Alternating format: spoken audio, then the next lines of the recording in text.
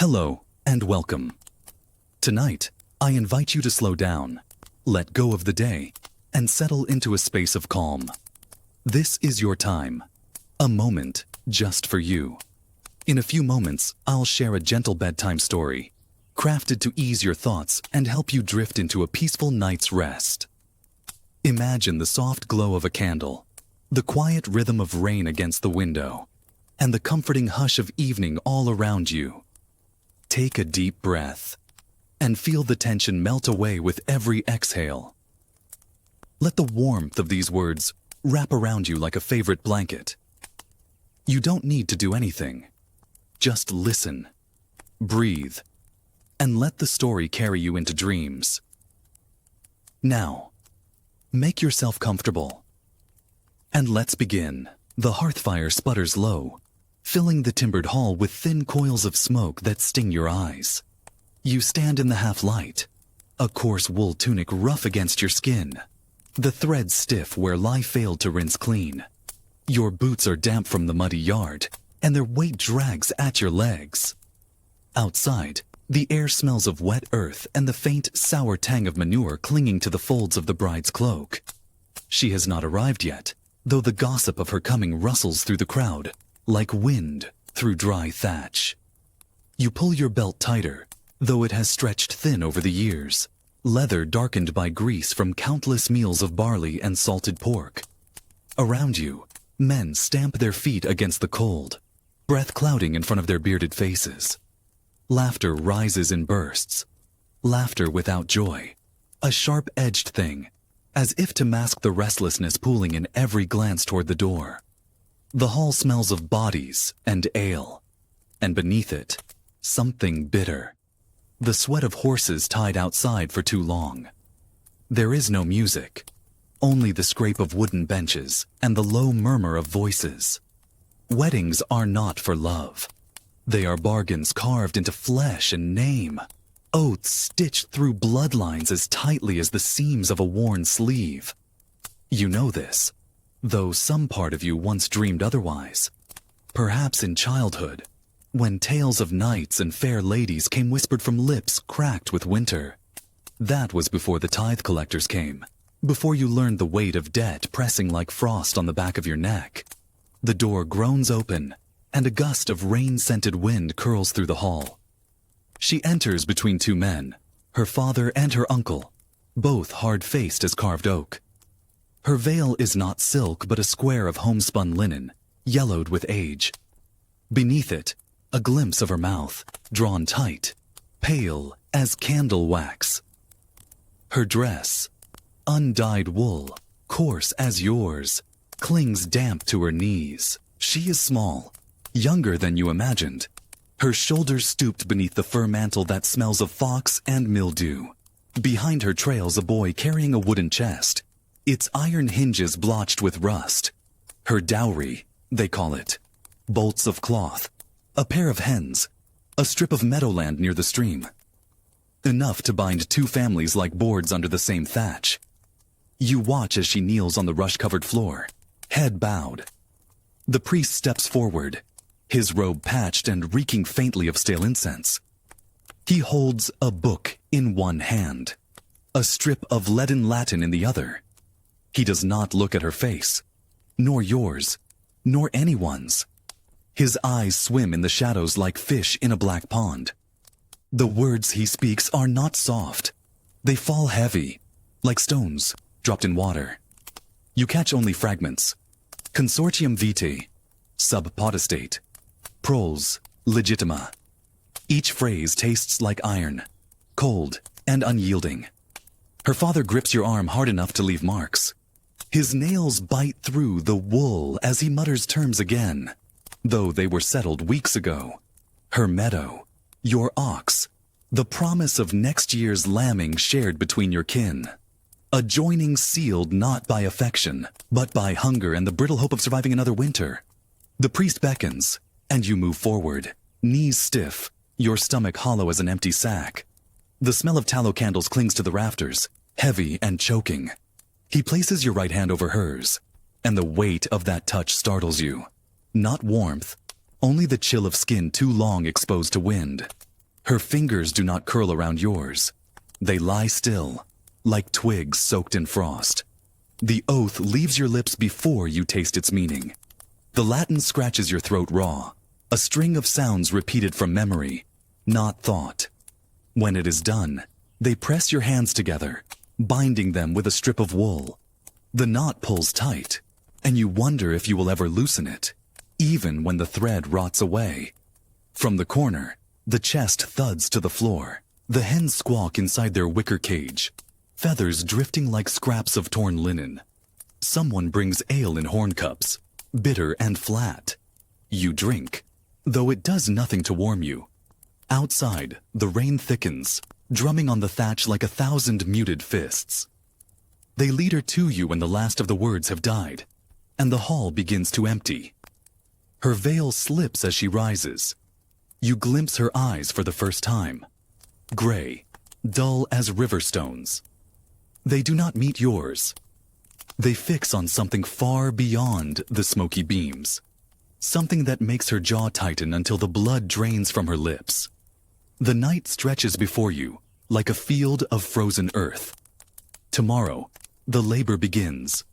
Binding hay, mending hedges, planting rye in soil that drinks sweat and gives only hunger in return. Tomorrow, she will rise beside you on the straw pallet, silent as now, and you will wonder if her breath will ever warm the hollow that has begun to open in your chest. For now, you follow where they lead, past the guttering torches, down the narrow passage to the outer door, into the rain that stings like nettles against your face. The wind snatches at her mantle, and you catch the smell of fox again, rank and bitter. She does not look back as you step into the night together, strangers tethered by law, walking toward a life that feels less like a beginning than a slow, grinding sentence. Behind you, the hall door slams, and the sound echoes like iron striking stone. Do you want me to with part 2 right now?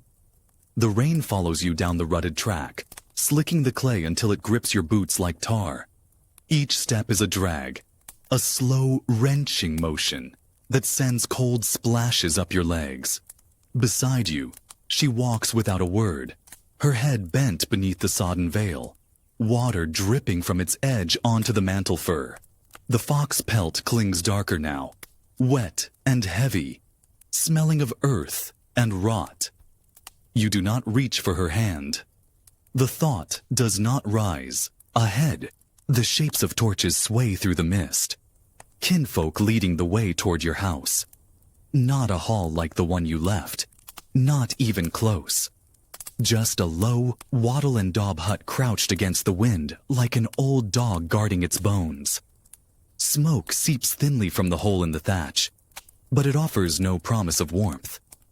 You know the hearth inside has burned low, and the peat blocks stacked against the wall are damp from autumn rain. The door stands open when you reach it, a slab of rough oak, banded with rusted iron. Inside, shadows crouch in the corners.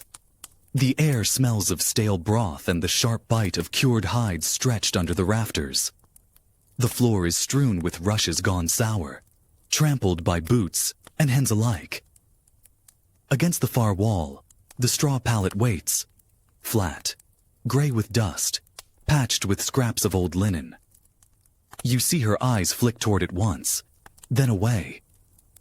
Your sister moves through the gloom, her sleeves rolled, her face lean from too many winters. She sets down a clay bowl on the bench, a thin stew of leeks and barley with a rind of pork floating in the greasy surface. A crust of bread lies beside it, black as peat and hard enough to crack teeth. It is all you can offer. Tonight, you eat standing, the wooden spoon rough in your fist. She does not touch hers at first. When she does, she eats in silence, each movement small, careful, as if the bowl might splinter beneath her fingers.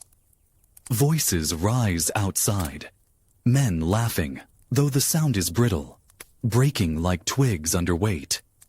The ale is still warm in their bellies, and their feet pound the sodden earth as they turn back toward their own hearths. Tomorrow they will speak of this night in words stripped of softness. A deal struck, a meadow gained, 2 names knotted like rope. No one will speak of her gray eyes or the way her hand trembled when the wool cord bit into her wrist.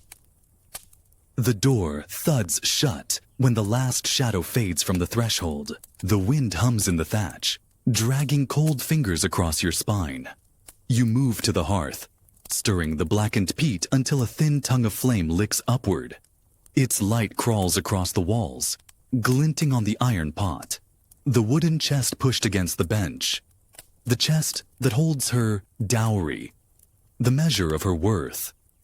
She kneels beside it now, lifting the lid with both hands. Inside, folded cloth smells faintly of sheep's lanolin. 2 linen shifts, coarse and yellowed. A small iron knife. A skein of dyed thread. Beneath these, a purse of coins. So few you can count them in a single glance. She touches nothing, only stares as if the hollow inside the chest has opened in her own ribs. Then she closes the lid slowly, as though afraid the sound will break something in the room. Your sister murmurs a farewell, her voice soft but carrying the weight of habit. She gathers her cloak and slips into the night, leaving behind the echo of her steps and the scent of wet wool. The door shuts again. This time it feels final, like the last stone dropped into a well. You stand with your back to the fire, though its warmth barely licks your calves. She sits on the bench, her hands folded in her lap, eyes fixed on the rushes underfoot. The silence stretches, taut as the strings of a bow. You search for words, but none come. Not in Latin, not in the tongue you learned at your mother's knee. Speech feels brittle, useless, a reed pressed against stone. When you move, the bench creaks under your weight. Her shoulders stiffen, the only sign she gives that she knows you near. The veil lies crumpled on the floor, its edge trailing in the rushes damp with mud. You reach down, fingers brushing the rough linen, and for a heartbeat, the world holds still. The wind in the thatch, the hiss of peat smoke, the slow drip of water from the mantel fur. Then, she rises without a word, steps past you to the pallet, and lies down with her back to the room. The fire gutters low, and the dark thickens until it feels like another body pressing against yours. You lie beside her, straw pricking through the thin mattress, your breath loud in the hollow air. Her hair smells faintly of rain and smoke, and you wonder if the scent will cling to you all your days.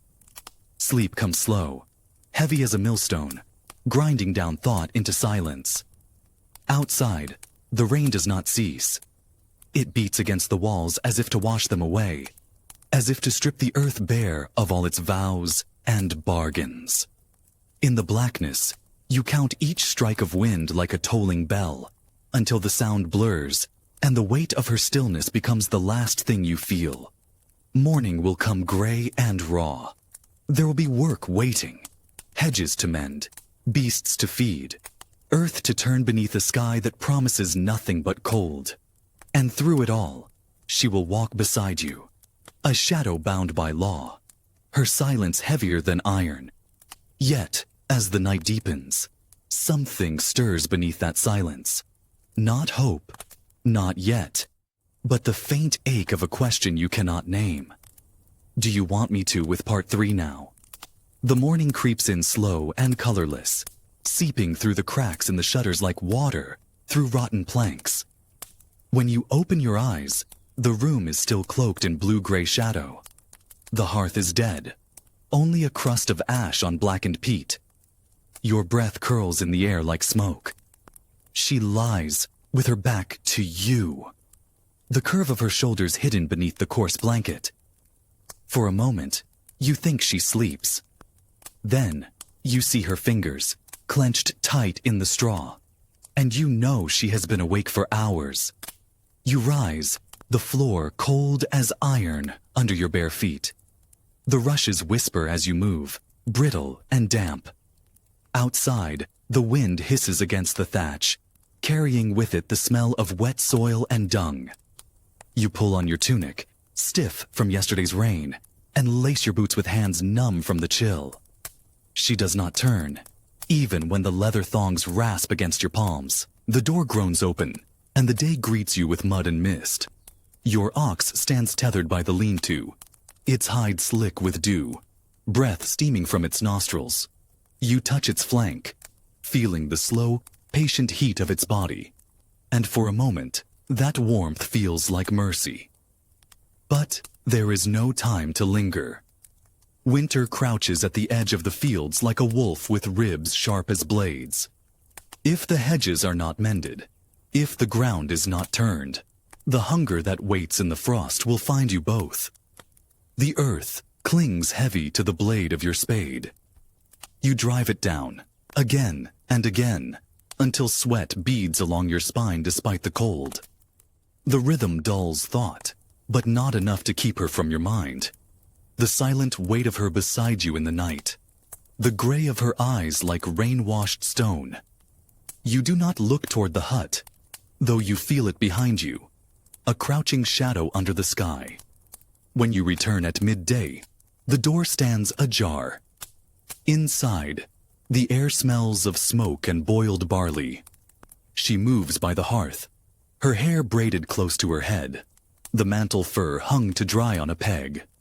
Her hands work without pause, lifting the pot from the fire, ladling its contents into a wooden bowl. She does not speak. Neither do you. The food is thin, a handful of grains swollen in water, but it warms your gut, and for that you are grateful. As you eat, you study her in the wavering light, the hollow of her cheeks, the pale stretch of her throat, the raw redness of her knuckles from scouring pots in cold water. There is nothing soft in her face, no hint of the tales you once heard whispered of brides with laughter like bells and hair like spun gold. She is earth and stone and silence, shaped by the same wind that carves scars into the moors. When the bowl is empty, you set it down and reach for the tool by the door. She glances up then, just once, and her gaze brushes yours like the wing of a bird. Swift, wordless, gone before you can hold it. You leave without speaking. The fields swallow you again, and the hours stretch thin as worn cloth. By dusk, the sky has sunk into bruised purple, and the wind bites sharper, knifing through wool and skin. Smoke curls from the hut's chimney when you return, carrying the scent of burning peat. Inside, she kneels by the hearth, coaxing the flames higher with a twist of straw. The light throws her shadow long across the wall, black and jagged as a split branch. On the bench lies the small iron knife from her dowry. Its edge catches the firelight, a shard of brightness in the gloom. You wonder if she laid it there by chance, or if some thought lingers behind the stillness of her face. You shake the question off like rain from a cloak, but it clings, heavy and cold. The meal is the same as before, the same as it will be for days to come. Barley, water, a sliver of salted meat scraped from the bottom of the chest. You eat in silence, listening to the wind moan through the chinks in the wall. The sound seeps into your bones until it feels as though the night itself presses against your skin. Later, when the fire has dwindled to embers and the rushlight gutters low, you lie beside her once more. Her breath moves slow, shallow, a thread spun thin in the darkness. Your hand rests inches from hers, the gap between them wide as a river. You do not bridge it. Perhaps you never will. Yet as sleep steals over you, a thought worms its way through the weight of your limbs. This is not an ending, nor even a beginning. It is something older, harder, a yoke carved from hunger and frost, settling heavy on your shoulders, shaping the path your feet must tread. Outside, the wind shifts, carrying with it the first fine edge of snow. Do you want me to with part 4 immediately? The first snow comes silent, a thin veil settling over the thatch before dawn. When you push open the door, it drifts into the threshold in brittle scraps, stinging your ankles with a wet chill. The air bites sharper now, raw and thin, so cold it flays your lungs with every breath. Beyond the hedgerow, the fields lie pale and wasted, their furrows hardened like scars beneath the frost. Winter has come early, and with it the gnaw of fear in your gut. The ox shifts in its pen, its ribs showing stark through its hide. You press your palm to its flank, feeling the tremor under the skin, and your throat tightens. It is all you have to break the soil when spring comes. If it starves, so do you. You toss the last bundle of hay into the trough, though you know it should be saved for deeper winter. But the beast lifts its head and chews slow, and for a moment the sound eases the hollow in your chest. When you return inside, the air is thick with the acrid tang of smoke and boiled greens. She crouches by the hearth, her mantle still drying from yesterday, her shift plain and gray as the sky outside. Her hair gleams in the firelight, but not like gold, only like wet straw, dull and heavy. The iron pot spits, and the smell of leeks sharpens as she stirs with a wooden ladle worn smooth at the handle.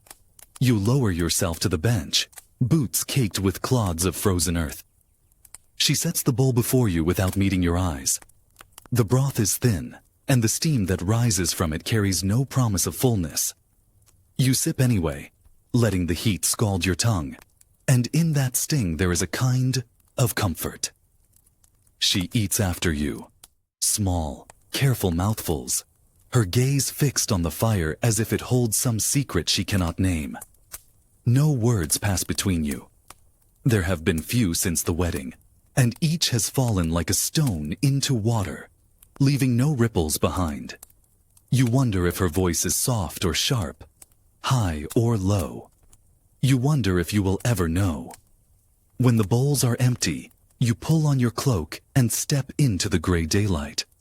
The wind claws at your face, slicing through the wool, and the smell of smoke clings to you as you walk. The path to the fields crunches underfoot, the frost brittle as glass. Your spade rings against the hard soil, each strike jarring through your arms. The ground gives little, grudging even in surrender. You work until your breath comes harsh and your hands bleed through the cracked skin, but still the fear gnaws deeper. By mid-afternoon, the light has thinned to a pale smear over the horizon. You shoulder the spade and turn back toward the hut, smoke rising from the chimney like a black ribbon against the whitening sky. Inside, she kneels again by the hearth, her sleeves rolled, her hands raw from scouring. The knife lies on the bench where you saw it before, its edge dulled by time but still catching a faint glimmer of firelight. You drop onto the bench, the weight of the day heavy in your bones. She glances at you, just once, and her eyes hold a question you cannot read.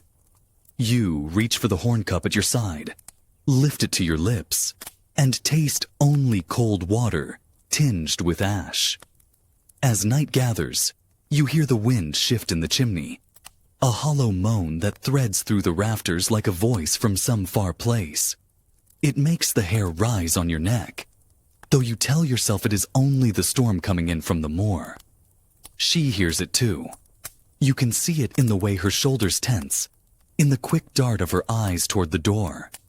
Later, when the last ember glows dull and the rushlight burns low, you lie side by side again on the straw pallet.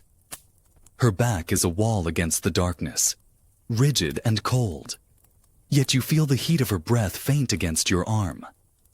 Outside, the wind lashes the walls with fists of snow, and the sound of it drowns the small noises of the room, the creak of the rafters, the drip of thawing ice from the thatch.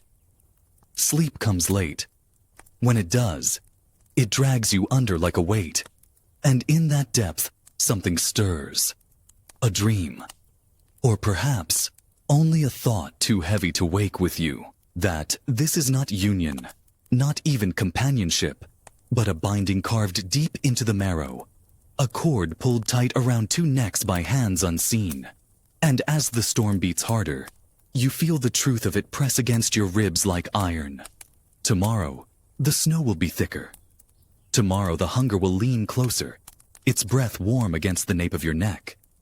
And still she will rise in silence, and you will walk out into the fields, and the days will grind on like the stones of a mill, turning without end, wearing everything down. But tonight, as the wind keens like a lost soul through the darkness, you find yourself listening for her breath, slow, shallow, steady as the ticking of an unseen clock, and wondering if it will sound the same when the deep cold comes. Do you want me to with part 5 right now? Dawn does not break so much as seep into the sky, a dim wash of gray that blurs the line between earth and heaven. The storm is past, leaving a white shroud over everything.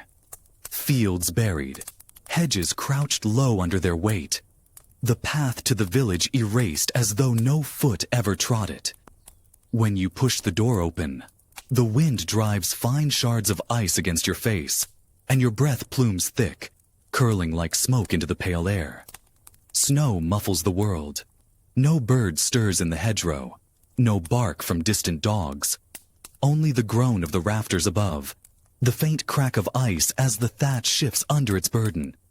The hush presses close, deep enough that you can hear the creak of your own bones as you bend to gather the last of the firewood stacked by the wall. Sticks thin as kindling, too green to burn long, too few to last a week. Inside, the air hangs heavy with cold, the peat fire sunk to a dull red glow. She crouches near it, her shift pulled tight at the throat, the mantle thrown over her shoulders like a shield. Her face is pale in the wan light, lips cracked, eyes shadowed by sleeplessness. She does not look at you when you enter, only stirs the embers with a twig, coaxing a flicker of flame from the ash. You stamp the snow from your boots, though it clings stubbornly, melting into dark stains on the rush-strewn floor. The smell of wet wool rises, mingled with the acrid tang of smoke. You lower yourself to the bench, muscles aching from yesterday's toil, and watch her as she lifts the iron pot onto the hearth. The rattle of its lid sounds loud in the silence. Inside, you know, is nothing more than a handful of barley and a scrap of salted meat boiled to shreds. It will not be enough. Not for long. When she turns, bowl in hand, her gaze brushes yours for an instant. Not warmth. Something harder, like flint catching light. Her fingers graze yours as she passes the bowl, rough skin rasping against your own. You feel the tremor in them before she draws away, settling back on her heels with her own portion. You eat in silence, each mouthful heavy as clay in your throat. The broth scalds your tongue, but the heat dies quickly, leaving only the ache of emptiness behind. Outside, the wind moans low, threading through the chinks in the wall like the voice of something old and patient. It carries the scent of frost, sharp as a blade. When the bowl is empty, you rise and take down the spade from its hook. She glances up again, and this time her eyes linger. Not questioning, not pleading, only measuring, as though weighing your strength against the day ahead. You do not speak. Words feel brittle in your mouth, ready to shatter under the weight of what cannot be said. The snow grips your boots like shackles as you trudge toward the byre. The ox huddles in the corner, its breath a white cloud, its eyes dull with hunger. You toss it the last forkful of hay and stand watching as it chews slow, ribs sharp as the staves of a barrel. A thought curls cold in your mind. How long before the beast weakens, before the rope frays and snaps, and everything you cling to slides into ruin? The hours grind on, each step in the snow dragging like an anchor. You mend the hedge with fingers numb to bone, patching gaps with thorn and willow, though the earth is too hard for stakes to hold. By the time the light bleeds from the sky, Your limbs are leaden, your breath ragged clouds that sting your cracked lips.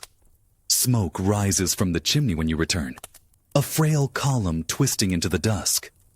Inside, the room glows dim with the peat fire's dull breath.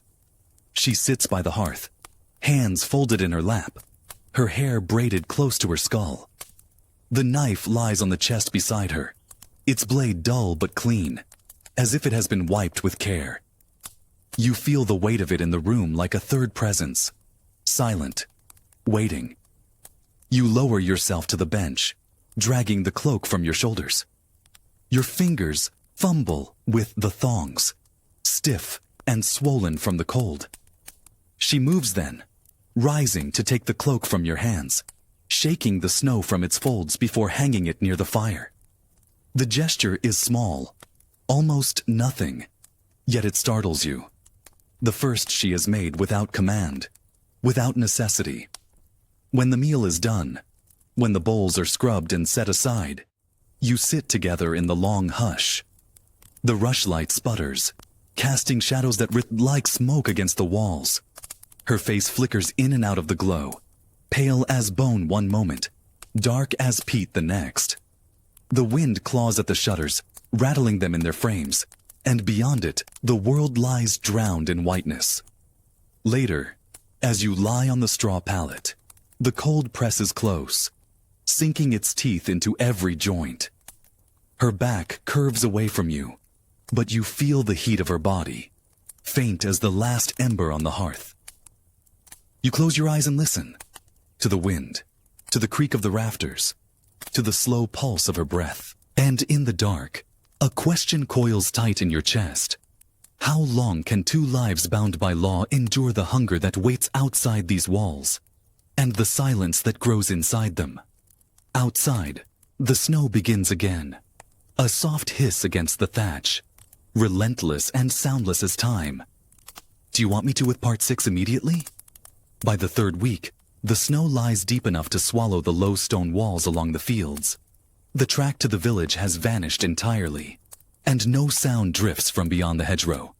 No voices, no creak of carts, no bark of dogs. The world has folded in on itself, and you with it. The days blur. Gray dawn, dull work, black night.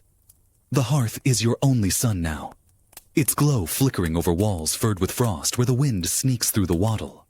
You rise before the light comes, stiff from sleep, limbs knotted from cold. Your breath hangs in the gloom, ghost pale, as you pull on your boots, cracked leather stiff as horn, and reach for the spade. Outside, the air slices like iron. Your lashes bead with ice before you clear the yard. The ox stands motionless in its lean-to, its hide dusted white, breath pluming in slow, labored bursts. You break the crust of ice in its trough with the heel of your boot, then scatter the last handful of chaff from the sack. The sound of its chewing grates on your nerves, loud as the rasp of a file. You cannot stop thinking of what happens when the sack lies empty, and the hedge poles burn down to ash. The work is senseless now. You hack at the snow-crusted hedges, mend what cannot hold, patch holes in the roof with straw so sodden it drips down your sleeves. The sky presses low, flat and colorless. The sun a pale disk that gives no heat. Time stretches, each hour drawn thin until it hums like a wire in the wind. When you return, your face raw with cold, the hut greets you with its sour warmth.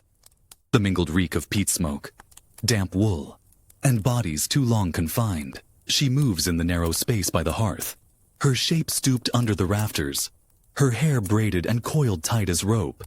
She says nothing, only ladles broth into the wooden bowl and sets it before you. The steam curls upward, sharp with leaks, masking the bitter edge of hunger. You eat slow, not from choice but from habit learned in lean years. Stretch the meal, make the heat last, let the taste linger on the tongue though it fades like smoke. She eats after you, knees drawn close beneath her shift, the fire painting her cheeks with false warmth.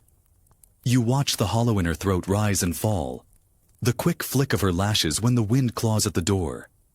Sometimes, in the hush, you think of the hall on the wedding night, the press of bodies, the stink of ale, the priest's voice droning like a distant bell. You think of the woolen cord biting into your wrist, and the knot that bound more than flesh. You feel its pull still, though now it is made of silence and snow, of hunger that gnaws like a rat in the dark. Night drops early. The rushlight sputters, its tallow stinking in the chill. You lie on the straw pallet with the cold creeping into your marrow. She lies beside you, her back rigid, her breath shallow, her warmth faint, but there, always there, like a fire too small to comfort, yet too close to ignore. Your arm brushes hers once, and you feel the tremor pass through her body, swift as the flick of a shadow across stone. Sleep does not come. You lie listening to the storm's voice in the chimney, a hollow moan that rises and falls like the chant of something old, something patient. The sound fills the room, fills your skull, until you almost welcome the dark thought that steals over you, that this winter will grind you both down to bone, and the world will not notice, will not care. Then, through the whine of the wind, you hear it, a faint creak, soft as breath, from the bench by the wall. Your eyes snap open to the dark. You see the pale glimmer of the knife where it lies, catching the embers glow like a slit of cold light. And for the first time since the wedding night, you wonder, not what she thinks, but what she plans. The thought coils in your chest, tight as the cords that bound your hands. And outside, the snow keeps falling, soft and soundless, burying everything it touches. Do you want me to with part 7 right now? The knife's gleam burns in your mind long after the ember fades. You tell yourself it is nothing. An iron blade, no sharper than a shard of broken pot, lying where it always lay. Yet when you close your eyes, you see it still, white as frost against the dark, waiting. You wake to the sound of the wind scouring the walls, its voice thin and high, like wire singing under strain. Dawn is a rumor behind the shutters, a pallid smear of light that barely touches the room. Your limbs feel weighted, your breath thick as smoke in the chill. She stirs beside you, her body curling inward, her breath a pale wisp in the gloom. For a moment, you wonder if she dreams. And of what? If dreams come to those who wake each day to hunger and ash. You rise without speaking, feet numb on the rushes. The door fights you, its swollen wood clinging to the frame, but you wrench it open, and the cold hits like a blade. Snow stretches endless, a white sheet smothering field and hedge alike. The sky presses low, the color of lead, and flakes drift still, lazy and relentless, as if the world is being buried grain by grain. Your breath rasps in your throat as you cross the yard. The ox shifts in its pen, bones jutting sharp under its hide. Its eyes roll to meet yours, dull and filmed, and something twists inside you. You toss it a fistful of chaff, barely enough to line your palm, and it gulps the scraps as though they were treasure. The sack lies flat now, a wrinkled skin with nothing left to give. You stand there a long time, the wind clawing at your cloak, and think of spring, how far away it feels, how thin the thread that holds you to it. Then you turn back to the hut, where the smoke curls weak from the thatch, and step into the stale heat of the room. She kneels by the hearth, feeding the fire with splinters shaved from a broken stool. The knife lies near her knee, its edge glinting faint as a dying star. You force your gaze away, to the pot simmering on the trivet. The smell of boiled greens fills the air, sharp and bitter. She dips the ladle without a word, pours the broth into a bowl, and hands it to you. Her fingers brush yours, cold as river stones. You eat slowly, the liquid thin as rainwater, and watch her from the corner of your eye. Her face is drawn, cheeks hollowed by hunger, lips cracked. When she lifts her own bowl, her hands tremble slightly, and the sight grips you more than the storm outside. Afterward, you pull on your boots again, though the leather bites at your swollen ankles. There is work to do, though it feels like swinging at ghosts. You take the spade, the haft polished by your hands, and step out into the white glare. The snow blinds you, burning your eyes until tears freeze on your lashes. You break the ice in the trough, fetch water from the stream where the ice groans under your weight, mend the byre door where the wind tore it loose. Each task drags like a chain, yet you cling to them, because in the doing there is no room for thought. When the light dies, you return to the hut, shoulders crusted with rime. The warmth inside feels thick, oppressive, more smoke than heat.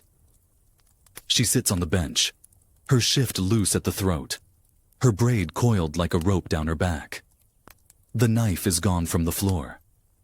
For a moment, the sight steals the breath from your chest, until you see it lying on the chest beside her, its blade wiped clean, dull in the fire's glow. You sink to the bench opposite, drag the cloak from your shoulders. The silence hums between you, taut as a bowstring. She does not speak, but her eyes lift once, and in them you catch something sharp. Not hatred, not fear, but a glint like steel catching light. Then it is gone, and her gaze drifts back to the fire, where the peat smolders low, its smoke curling like black thread into the dim rafters. Later, when you lie on the pallet, you cannot keep your eyes closed. The dark feels thick, alive, pressing against your skin. Her breath moves slow beside you, steady as a drumbeat, and you wonder if she lies awake too, staring into the black. You wonder if her hand hovers above that knife in her dreams. The wind claws at the shutters, and in its cry, you hear the sound of things breaking. Walls, vows, the thin cords that bind a life to hope. You turn on the straw, and the rustle seems loud enough to wake the dead. Yet she does not move, and the stillness feels heavier than stone. Outside, the snow falls on, soundless and ceaseless, burying everything it touches, until even fear begins to feel like something soft, something almost warm. Do you want me to with part 8 immediately? The 8th morning crawls in under a sky the color of old bone. The snow has crusted hard overnight, a skin of ice over its depth that cracks beneath your boots like breaking glass. Your breath smokes in front of you as you push the door wide and step into a world stripped of all sound. Even the wind has died, leaving only the creak of the thatch under its white burden and the faint rasp of your own breath in your hood.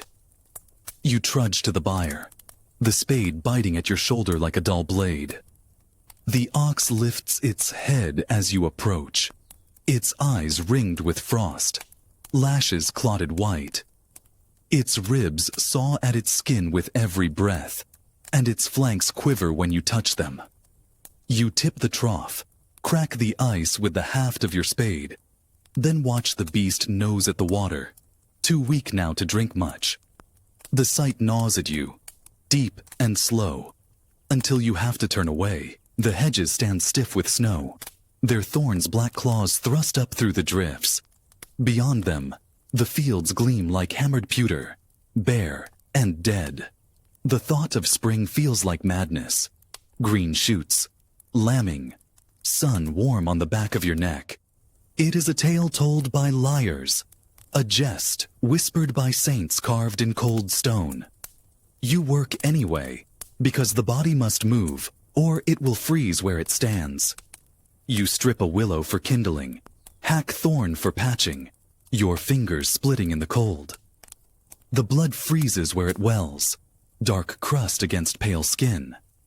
The hours crawl, each one grinding at your bones until thought frays and only motion remains.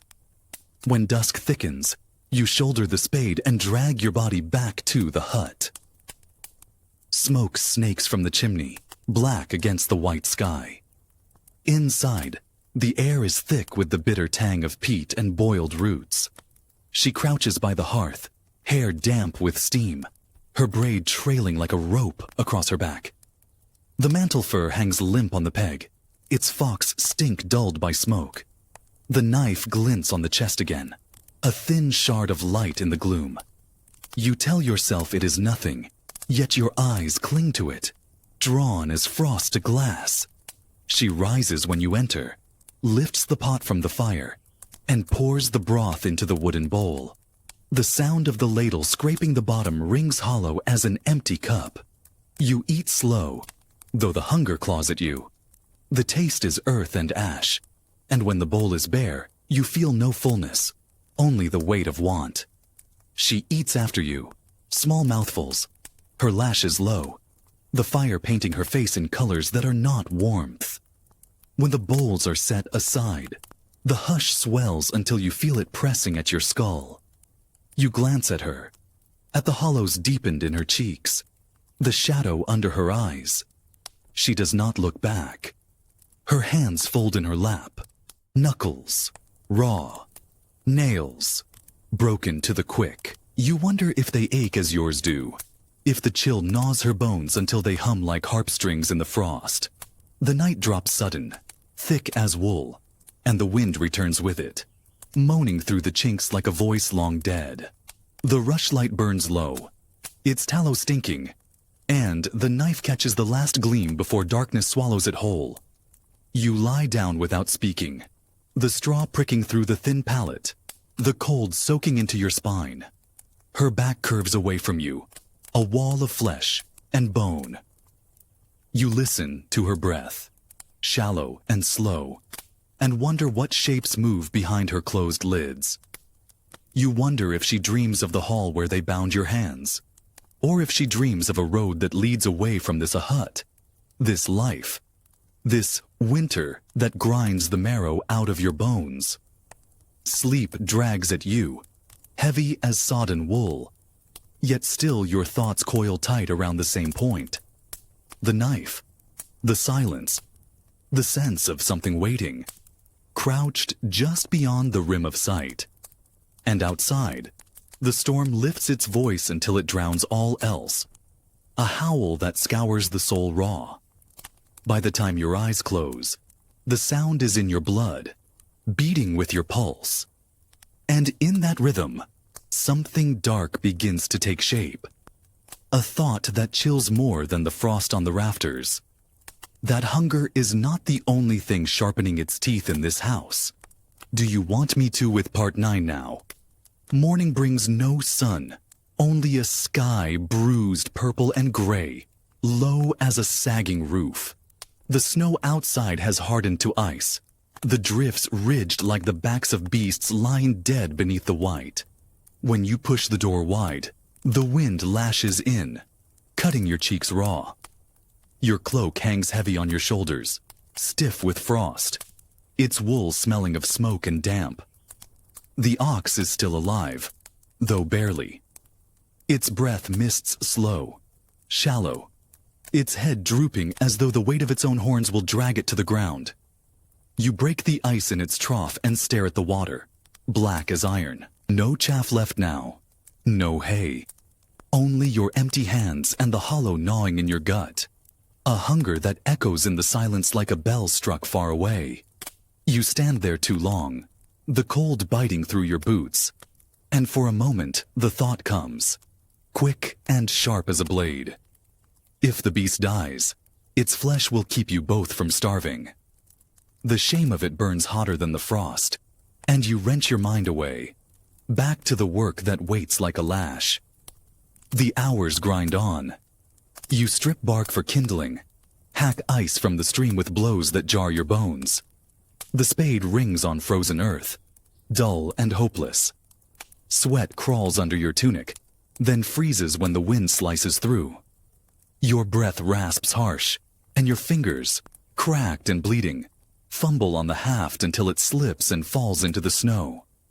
You let it lie, because bending feels like more than your back can bear. By the time you return, dusk stains the sky, and the wind has teeth in it, sharp enough to flay the flesh from your face. Smoke limps from the chimney. thin and gray. Inside, the air is thick and bitter, the hearth no more than a sullen glow. She crouches close to it, her shift hanging loose, her braid unraveling so that strands cling damp to her cheeks. The knife is in her hands now, its edge dull, scraping slow against a whetstone no bigger than a coin. The sound threads through the hush, soft but relentless. Shk, shk, like breath drawn through clenched teeth. You stop in the doorway, your cloak heavy on your back, and watch the small, careful movements of her fingers. She does not look up. The light licks her face, hollowing her eyes, and for an instant you think you see something there. A glint like frost in moonlight, cold and sharp. Then it is gone, swallowed by the shadows. You pull off your boots and cross the floor, each step loud as a hammer in the stillness. She sets the knife aside without haste, as though you were smoke drifting past. The bowl waits on the bench, broth thin as tears, a shred of meat floating like a drowned leaf. You swallow it in silence, though every sip feels like drinking your own shadow. Afterward, you sit by the hearth, cloak hunched around your shoulders, and watch the peat crumble to ash. She moves like a ghost, her bare feet whispering over the rushes, her breath faint as the wind threading through the chinks. When she bends to lift the pot, the braid slides over her shoulder, and you see the line of her neck, pale as milk, fragile as a reed. The sight twists in your gut, part hunger, part something darker, heavier than want. The rushlight gutters. Night thickens like wool soaked in ink. You lie down on the straw pallet, the cold biting even through the blanket. She comes later, her body a shadow beside yours, her breath slow, measured, like someone counting the beats of a drum. The silence hums, taut as wire, and you feel it thrumming against your skin. The knife on the chest, the weight of her stillness, the thought that maybe she does not sleep at all. Outside, the wind climbs higher, its voice a long, ragged wail sweeping through the dark. You stare into the black until your eyes sting, and in that blind depth, you see shapes. Cords binding wrists, knots pulling tight, a blade flashing like winter sun. You know they are only dreams waiting to be born, yet they crouch so close, they might as well be real. When sleep comes, it drags you under like ice breaking over a river. And even there, in the frozen dark of dream, you feel the breath of something sharp against your throat. A whisper of steel, a promise, quiet, as snow falling on a grave. Do you want me to with part 10 now? The dream follows you into waking, a cold thread coiled tight around your throat. You jerk upright in the dim gray hush, breath raw, heart battering against your ribs. The hearth is dead, a crust of ash over blackened peat, and the air bites like teeth. For a moment, the silence feels alive, crouched and waiting. She is not in the bed. The pallet beside you is hollow, the blanket folded back as neat as linen on a bier. You scan the gloom, the bench, the chest, the shadows pooling in the corners where the wind creeps through. Then you see her, crouched by the door, her shift clinging like frost to her thin frame, the knife bright in her hands. Your breath stops. The blade hovers over the hinge strap, scraping at the iron pin. The sound is faint, almost tender, a whisper under the hush. Shk, shk. You rise slow, the rushes rustling under your feet. She does not turn. Her braid hangs heavy, dark against her back, strands frayed and wild as withered straw. What are you doing? The words tear from you like bark from a tree, dry and splintering. She flinches, just a flick of her shoulders, then stills. For a moment, there is only the hiss of wind outside, the drip of meltwater from the thatch. Then, she speaks, low, flat, her voice like something cracked by frost. It sticks. The latch. You stare at her. The knife gleams in her fingers, the edge catching what little light seeps through the shutter cracks. A lie, you think. But the thought slides away. Because what truth would be worse? You take a step forward, then another, until the smell of her hair, smoke and sweat and winter damp, rises to your nostrils. She lifts her head then, and her eyes meet yours for the first time in days.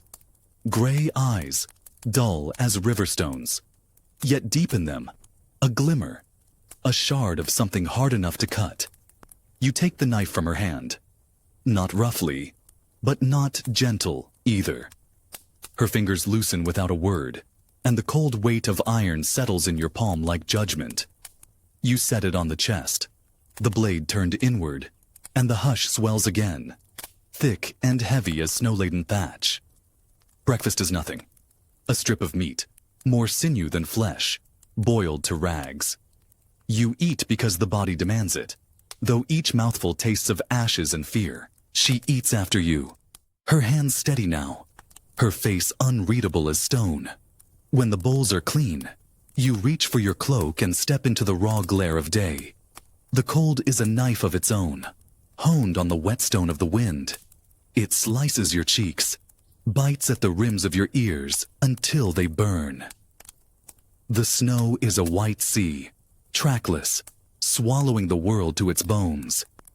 You slog through drifts that clutch at your boots to the byre where the ox lies stretched on the floor, its sides heaving slow. Its eyes fix on you, glazed and dull, and in them you see a question you cannot answer. You kneel, press your palm to its flank. Heat still lives there, faint and failing, and you know then that the choice you feared has come. If it dies by nightfall, the meat will freeze hard enough to keep, but only if the blood drains quick. A thought like a shadow moves through you. Better the beast than the woman sleeping on your straw. The spade bites deep when you strike the earth outside, hacking a hollow for the awful. The sound rings in the cold like iron on iron.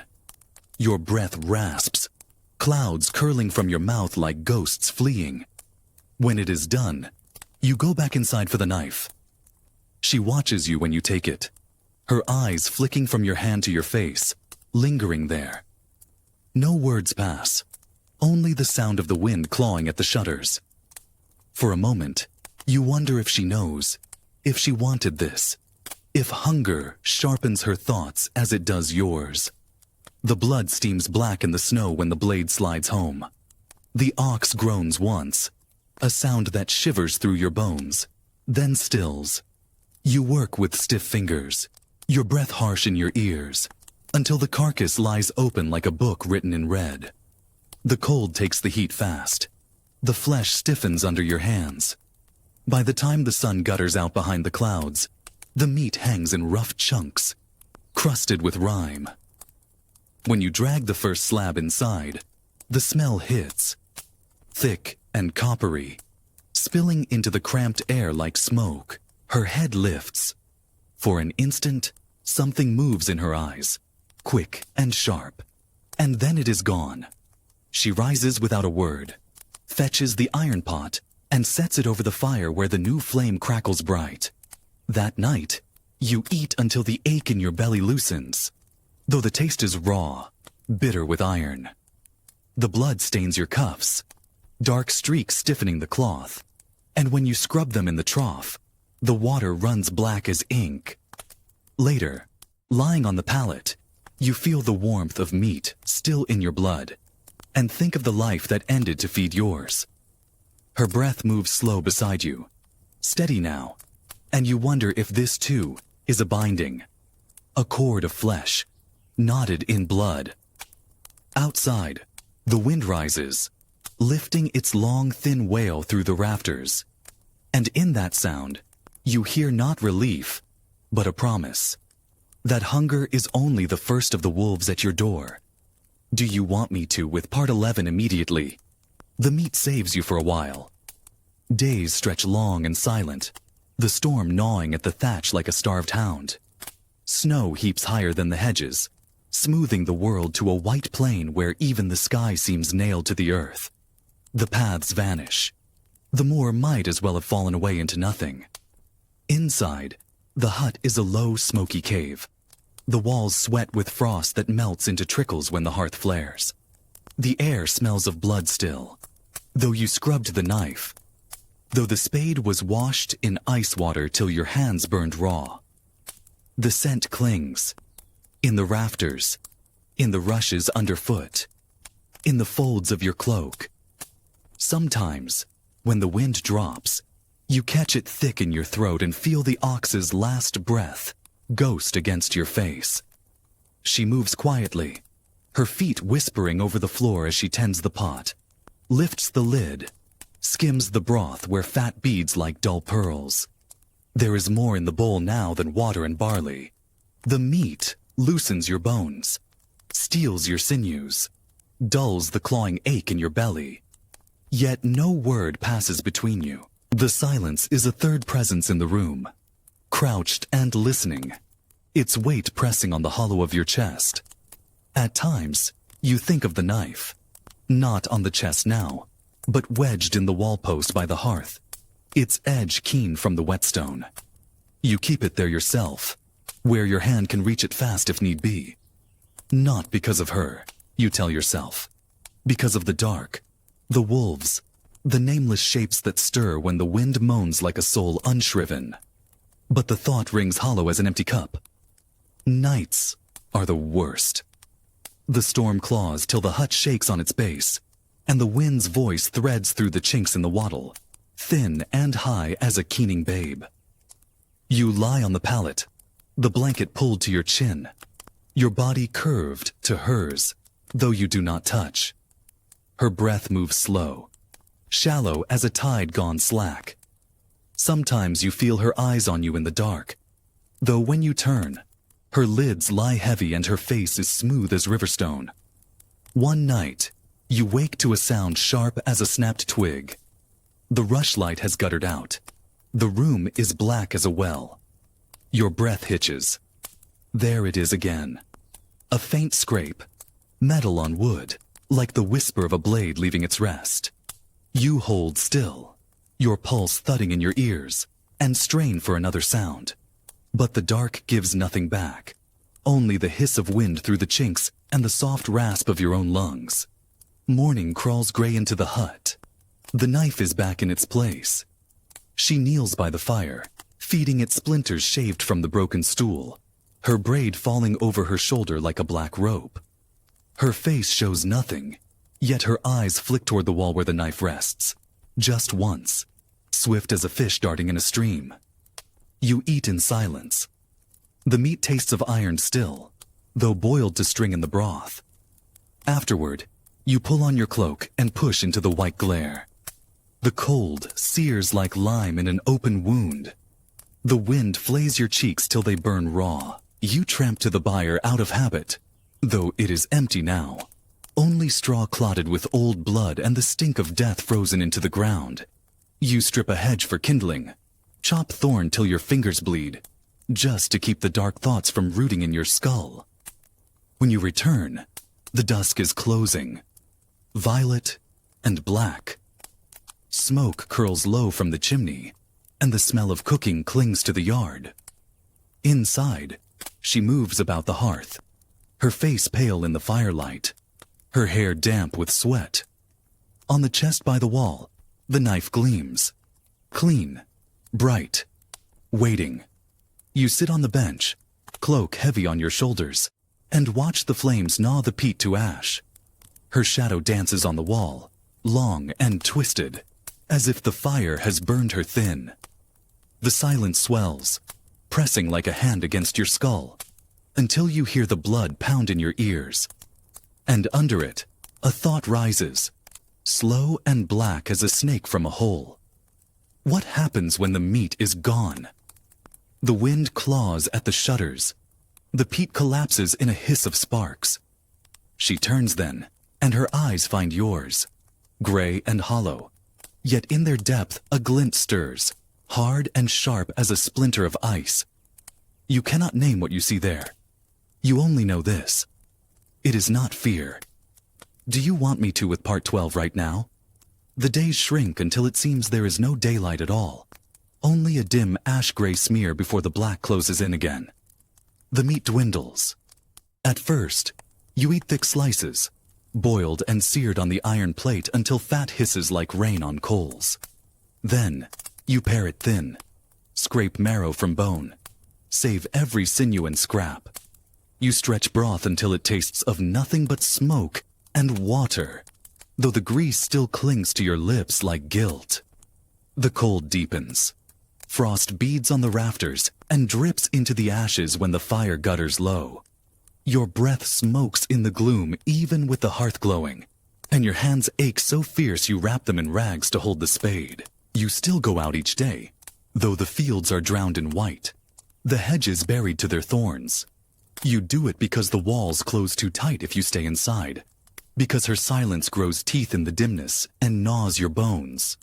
You tramp through snow crusted like old glass, the wind, a blade, scouring your face. Sometimes, far off, you hear a cry, thin, stretched, a sound that threads through the gale like wire. Fox, maybe. Or something worse. You grip the spade tighter, though you know it would split in your hands before it broke a skull. When you come back, the hut glows red from the hearth. She moves in the warmth, her shadow bending long on the wall, her braid unraveling so strands cling to her cheeks like cobweb. The knife gleams where it always gleams, on the chest, edge turned inward, as though the iron could feel shame. Sometimes you think it does. The silence thickens now. It hums under the scrape of the ladle, under the rasp of your breath. When you speak, rare as rain in drought, the words sound brittle, ready to splinter in the air. She answers and nods, in the slow lift of her lashes, in the quick flick of her eyes toward the knife. One night, the wind dies, and the hush that follows is worse than the storm. You wake in that silence, your pulse loud as a drum in your ears. The hearth glows faint, the room steeped in black and red. She lies beside you, her breath shallow, her hair a dark snarl against the straw. For a long while you watch her shoulders rise and fall, the blanket pulled to her throat. Then, without sound, she shifts. Her hand slides from beneath the blanket, slow as meltwater creeping through a crack. It drifts across the pallet, stopping short of the chest where the knife rests in its glimmer of ember light. You hold still, the blood hammering in your skull. Her fingers curl, then slacken. A breath escapes her lips, long, frayed, like thread snapping under strain. Then her hand slides back, vanishes under the blanket. Her breath evens, sleeps, or pretends. You cannot tell. Dawn smears pale on the snow. You rise early, throat raw from the cold, and push into the day. The wind cuts, the frost scours, and still you work, hacking ice from the trough though no beast waits to drink, splitting thorn till your palms weep blood. The pain steadies you. It is clean, honest, unlike the thoughts that creep in the stillness of the hut. When you return, the dusk is purple. The chimneys smoke a black thread in the whitening sky. Inside, she stands by the hearth, her hands blackened with soot, her braid gone loose, so strands cling damp to her temples. On the chest, the knife gleams brighter, honed thin on the whetstone. The broth smells of marrow, richer than before. You eat, though each mouthful feels heavy in your throat. When the bowls are empty, she gathers them slow, her fingers lingering on the wood as if it remembers every touch. Then, she lifts her head and looks at you. Not quick, not sidelong, straight, steady, as though measuring the shape of your skull, the width of your ribs. The silence swells, loud as a shout. In it, the wind claws faintly at the door, and the fire hisses as fat spits in the pot. Her eyes hold yours, gray, flat, and deep as a frozen river. And in them you see no fear, no plea, only a question cold enough to burn. How much of you will the winter take? The thought follows you to the pallet, curls in the dark like smoke, thick and choking. You lie with your back to her, but the heat of her body presses close, and you cannot sleep for feeling it there. Warm, alive, and silent as a knife in the dark. Outside, snow begins again, soft as breath, soundless as sin. Do you want me to with part 13 now? The storm returns in the night, louder than before, battering the walls until the timbers groan like beasts under a yoke. You wake to the sound of it clawing at the thatch, driving snow through every crack. A fine white dust that settles on the rushes and melts to mud under your bare feet. The hearth has burned low. The room is a hollow of smoke and cold. She is already up. You see her crouched by the fire, her hair a dark rope down her back, her hands working slow and steady over a slab of meat. The knife flashes in the glow, its edge slick, slicing through flesh with a sound soft as cloth tearing. For a moment you stand still, the taste of iron rising in your throat, not from hunger, but from something else, something darker that smells of blood on snow. She glances over her shoulder. Her eyes meet yours, gray, flat, unreadable, and then drift back to the blade. You cross the floor, each step loud in the hush, and lower yourself onto the bench. The smell of meat coils through the air, thick and cloying, stirring a hunger that feels more like a wound than a want. When she sets the bowl before you, the broth shimmers with fat, richer than any since the ox fell. You eat slow, though every nerve screams to tear and swallow to gorge like a wolf in thaw. She eats after you, small bites, her lashes low.